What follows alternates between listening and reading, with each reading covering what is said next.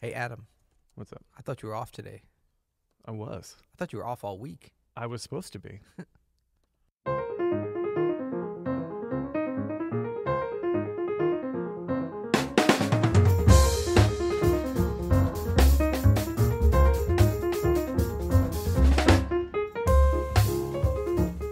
I'm Adam Maness. And I'm Peter Martin. And you're listening to the You'll Hear It podcast. Daily jazz advice coming at you. Let's see if you can hear this.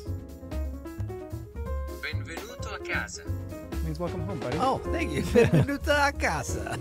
That actually technically means welcome to your home. I know. So am I coming over for dinner I tonight? very quickly in Google Translate did this from English to Is there Italian. a Keto Fest waiting for me at the Maness Dude, residence tonight? it's Keto Fest every night at the Maness residence. You know that by It's now. like Keto night at the casino. Yeah. Keno night. Actually, the last time we had you over, we had to scramble for okay, we have so much meat.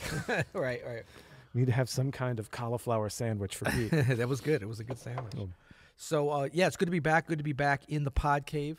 I see that you got your microphone back, so we're back on So equal grateful audio to have footing. this microphone, man. Big shout out for sure for taking a month to fix it. I'm noticing you got a new shirt. This is not a new shirt. This is the same one I've had. It was at the bottom of my dresser. That's a nice shirt. Yeah. The You'll Hear It shirt. Fun fact, you know why underwear are called by many people drawers? Why? Well, they reside in your drawer. Ah, I get it. Yeah. Can people buy a You'll Hear It shirt? Yes, I bought this actually. Did you? I think so. Somebody bought it for me. You But it don't was get- purchased. Yeah. You don't get free swag we don't have for you being the notice we don't host of the friggin' we show? don't no, it's Oh, my still a gosh. service, and we're yeah, but they can. Would they go to Open Studio? They go to you'llhearit.com. Oh, you'll hear it. Of Yeah, course, of course. Why would you go It anywhere gets so else? confusing. You'llhearit.com/swag. No, Hey, just go before to we get into this, man, Yep. speaking of you'llhearit.com, Ooh. we got a big announcement today. We do have a big announcement. Are we ready to do it? I mean, this is a new season too. Oh, yeah, season 4. Season 4. Welcome. Arbitrary season 4. No, it always kind of sort of middle end of summer. Well, no, No, it's it like doesn't. it's the summer solstice. It means a new season. Nope. No, it doesn't. Okay, It's just kind of it's when just time. it's when you've been gone for a little bit. We just feel like retooling a little bit. Yeah. So season 4, we say this every season, and it's true. We have a bunch of new stuff coming out. Like last time, it was the Key Station. That's right. Key You know, Station. We're up in our which- game. I mean, look at the quality that added to That's the right. Is podcast. that thing plugged in? No. Yeah. Good. This year, though, it's really a game changer. Yeah, this season we're happy to announce today on our first episode, You'll Hear It Premium. You'll hear premium. Right, You'll Hear It Premium, which is going to be our new, well, it's kind of self-explanatory. It's premium. Yeah. We can't even tell you about it. It's so premium. No, it's coming soon, and it's what we want to do. It's a way for you guys to show your support for the podcast, and also for a way for us to be able to continue to produce these episodes, but also get back over to the piano episodes, which we actually just recorded a few today. That's right. Which are now going to be available exclusively to You'll Hear It Premium members. And there's going to be a small charge for this, but it's going to be very reasonable.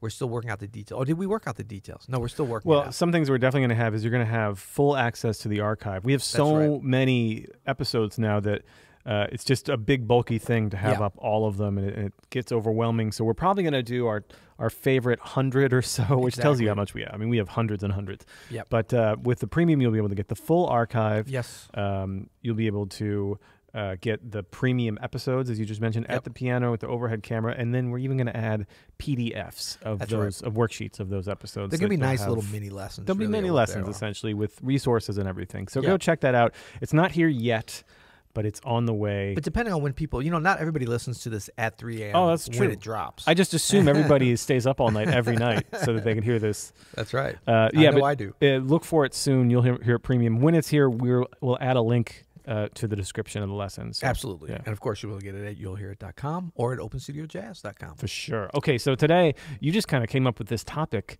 off the top of your head, and Yes. it's really good. It's I really know. good. Well, you can see where my mindset is kind of right now. Yeah. So today we're going to give you 7 reasons not to start your own band, Okay. and 1 reason you should, which is This our little bonus at the end. We weird- like to end on a positive The note. weird thing about this for me is that we both have always had our own bands. Like Yeah. a lot. Like that's what I really love to do is start my own band. So I'm interested in. I mean, Well, this is maybe why I've been- we're experts on this. maybe I've been doing it wrong. We definitely know reasons not to start it. Oh, We- yeah, yeah. for And we sure. know at least 1 reason you should. So why don't you kick it off? Okay, so the first reason, money. Yeah. You can make more playing with others. it's possible that if you're just a sideman, Yeah. you can make more money. You can be more in demand. Oftentimes this is the case, depending on what. Unless you're a vocalist, you can always make more money having your own band, of course. But yeah, That's because you pay everybody else way less. Yeah, and especially when you take into account your time. I mean, it really takes a lot of time to start and to run your own band, and that's usually time that's not compensated for in the traditional sense. And look, we're playing music because we love it. We know this, but we also are professionals, so the money side does come into the equation. But it's definitely, people think, oh, I'm going to start my own band and make a lot of money. That's right. You generally, especially at the beginning, you're Yeah. looking at investing. Yeah. You're investing in that band. So yeah, if you do it right, it'll pay off later on. But if you just need to make money for your rent every month, it's not probably going to be in your financial best interest to start your own band. Yeah, I like what you said too. Especially in the beginning, it can be very expensive. You got to do the website thing, any kind of promo. You got to hire people sometimes. Right. Headshots. Headshots. Do they still do that? No, you got to get some pictures. You Yep. got to get a band, and sometimes the gig might not pay enough for the musicians that you want to start Yep. playing with. So And you get paid last. So later on, when your fee's big enough, yeah, you might start making some money, but a good band leader gets paid last. So all right. Number 2 is logistics. Now, this is Ooh. a huge blanket category, but this Yeah. can be a real pain in the butt. Yeah. This is everything that you have to deal with: managers, booking agents, club owners, a bunch of unsavory people. you just named some right there. Yeah. Huh? But then there's also just like, there's a lot of emails. Like Yeah. when I'm running projects or running my own bands, there's like hours and hours of emails that you have to do every week just to make sure, like, hey, can you do this rehearsal at this time? Right. Here. Can you make this gig? Here. You can't? Okay, well, now we have to get back with the club and do the, like all Right. this stuff. And I mean, look, a lot of it can be great and can be well done and can be very satisfying, but you have to be aware that you're spending a lot of time on logistics that actually have nothing to do with music. That's right. So as long as you're prepared for that, you have the right mindset and the skill set. And a lot of people think, oh, well, I'm going to be big enough where I'm just going to pay somebody to do that. Yeah. Well, you probably aren't at the beginning. Even when you are, there's still a lot. I mean, I've toured with some artists that were like very, top shelf, top of the line. And they had whole staffs, assistants, managers, assistant managers, the whole thing. But you still have to understand at a minimum the logistics so that you can kind of control things and lead things. This So is your thing. it's You got to be the decision maker ultimately. That's right. Yeah. The decider. The decider. Okay, number 3. Yes. Number 3 is hiring and firing. So in terms of a reason not to start your own band, I think there's very few people even that are good at this. And I think we did an episode a couple weeks ago about firing and hiring. We did. Yeah. So even if you're good at this, it's not necessarily something like you don't want to start a band so that you can do this, but it is a part of it. And at a minimum, you're going to have to hire everybody, and maybe you'll get lucky like, Keith Jarrett with Gary Peacock and Jack DeJohnette. Have They'll for be 30 your trio years. for life, That's right. But you have to, and a problem can be just getting good people that Sure. you can't afford maybe. Sure. And you got to sell them on. You got to be a salesman. You got to be a lot of different things when you start your own band. That's true. Number 4 is time. We alluded to it in number 1 with the money because of all the time you'll spend uncompensated, but you just need a lot of time to execute things like logistics, hiring and firing, and some other things that are on this list. Time is scarce anyway, as we're progressing in our musical career. So having your own band is definitely a time suck, and you really have to be committed to be able to invest. And it's funny, people like, it's true, time and money, but this whole thing of like time equals money, I'm like, yeah, sort of, but when you're broke and you got a lot of time, you'd love to be like, oh, time equals money. Well, I'll give you some time if you give me some money. Totally. That's called a job. That's right. That's exactly what it is. Yeah, That's right. Or how about time? Like, I want to spend some time watching Netflix tonight. Will you pay me to do that, Adam? No, I won't. Oh, you won't. It's not worth my time. Number 5. Number 5. Yeah. Now this is yours here. I have no idea what that means. Decision fatigue. You go through it all the time, buddy. I know you do. I can't decide whether or not I do that or not. Decision fatigue is because you're making decisions. Yeah. Sometimes you get overwhelmed with the amount of choice and options you have. Sometimes you're making a lot of decisions, and it just gets exhausting. Right. Like that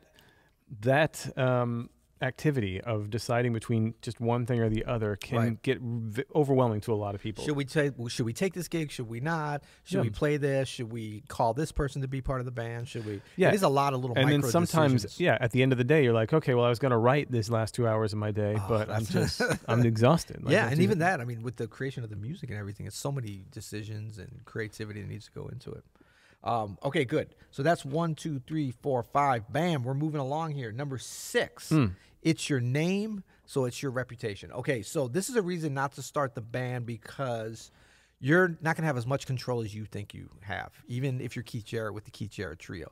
And so, but a lot of times, well, either the band is like called you, the Keith Jarrett Trio, or your name is so intertwined as you being the leader and the creator and the originator of that band, that when things go south, you know, everyone's going to be looking towards you. Yeah. When things are doing great, they're going to look towards everybody. Wow, what a great band. Yeah. And when everything falls apart, they'll be like, what a horrible leader, Adam. Right. You know, so. You know, if your saxophone player sucks, it's still, you know, you're everybody knows that's your thing. Right. You know what I mean? So if it's the Adam Maness Quartet, yeah, like everybody's looking to me like, why'd you even hire that guy? Or whatever it is. So that's right.